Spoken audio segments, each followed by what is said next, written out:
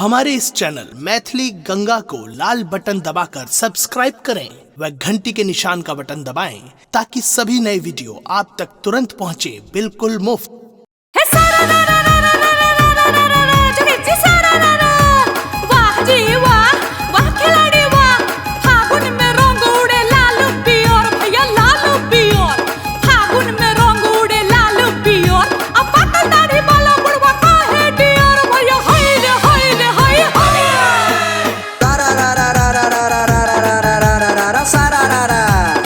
जोगी जी वाह खिलाड़ी वाह जोगी जी वाह खिलाड़ी वाह। एक आना दू आना आना रे आना, एक आना दू आना आना रे आना।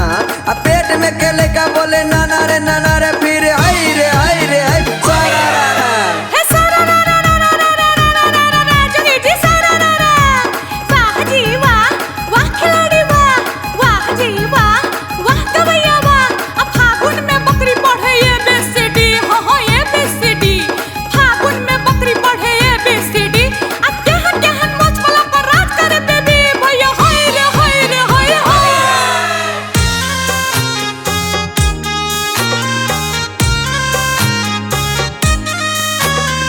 अपने सुन रहे थी गंगा कैसे की प्रस्तुति।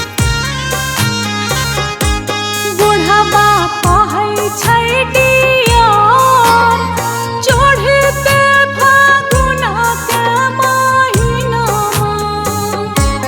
बुढ़ावा कहै छै डियर चढ़ते फागुन के महिनामा। हो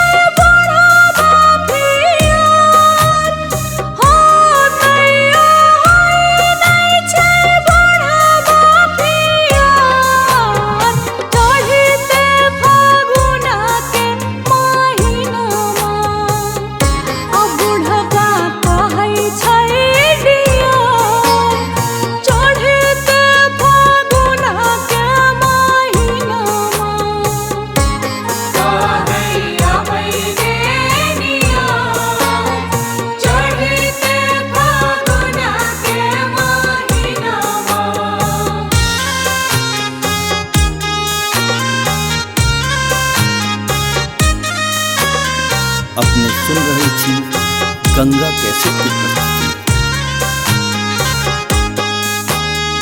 एक पैर कबर में छै तैयो नहीं सवार हो, तैयो नहीं सवार हो रज तैयो नहीं सवार हो।